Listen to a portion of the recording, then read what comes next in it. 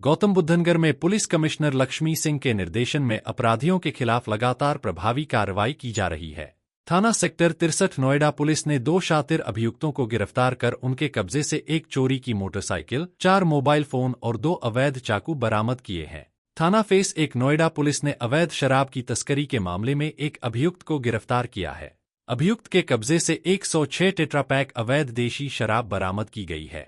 थाना face 1 police ने mobile phone snatching और चोरी की घटनाओं में शामिल 3 शातिर अभियुक्तों को भी गिरफ्तार किया है। इनके कब्जे से लगभग 10 लाख रुपए कीमत के 34 चोरी और स्नैचिंग के मोबाइल फोन, घटना में प्रयुक्त 1 चोरी की मोटरसाइकिल और अवैध शस्त्र बरामद किए गए हैं। इस संबंध में डीसीपी नोएडा यमुना प्रसाद ने ब्रज दर्पण न्यूज नेटवर्क को जानकारी दी। जनपद गौतम बुद्ध नगर में अपराधियों के खिलाफ अभियान लगातार चलाया जा रहा है। इसी क्रम में सीपी मैम के सख्त निर्देशन में एसीपी के नेतृत्व में टीमें बनाई गई हैं, जिसमें अपराधी क्षेत्र में हैं जो स्नैचिंग कर रहे हैं, मोबाइल स्नैचिंग, व्हीकल स्नैचिंग और चोरियां कर रहे हैं, उनके लिए पूरी टीमें लगातार अभियान में शामिल हैं। इसी क्रम में आज थाना फेज 1 की पुलिस द्वारा 3 अंतर्राज्यीय वाहन चोर और मोबाइल चोर को गिरफ्तार किया गया है, जो लगातार क्षेत्र में दिल्ली, एनसीआर, हरियाणा और गाजियाबाद, हापुड़ आदि अन्य स्थानों पर लगातार व्हीकल चोरी और मोबाइल स्नैचिंग का घटना कर रहे थे। ये तीनों अपराधी पकड़े गए हैं। इनके पास से 34 अदद मोबाइल फोन और 1 चोरी की मोटरसाइकिल बरामद हुई है।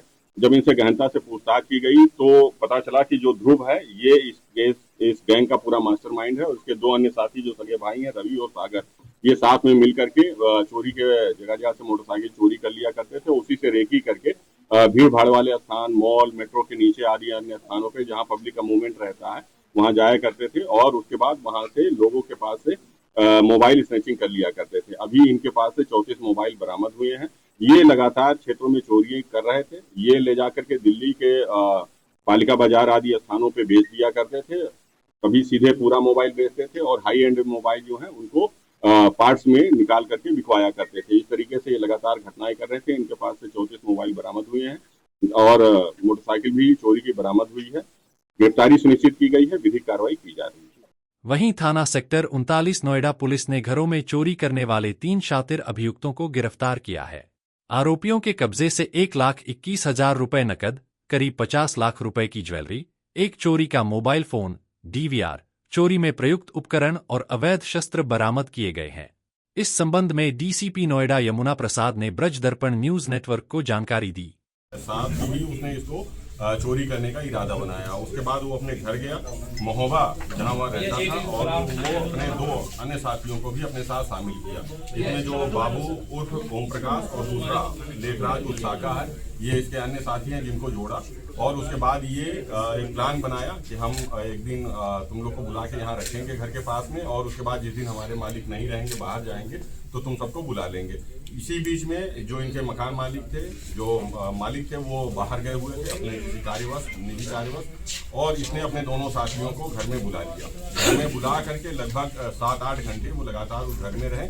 ग्राइंडर वगैरह लेकर के आए थे। इन्होंने उसको जो अलमारियां थी उसको तोड़ा और घर में रह करके पूरा सामान पैक किया और अपने दोनों साथी चले गए। उससे पहले इन लोगों ने जो मूल संदीप था उसको हाथ पैर बांध लिया और उसने अपने हाथ से ही अपने बाएं हाथ पे ब्लेड के निशान बना लिए, जिससे पूरा प्रकरण चोरी का लगे कि कोई गैंग आया था जिसने चोरी किया और हाथ पैर बांध दिए और उसके चोट पहुंचाई है। इस तरीके से पूरा नाटक उसने बनाया।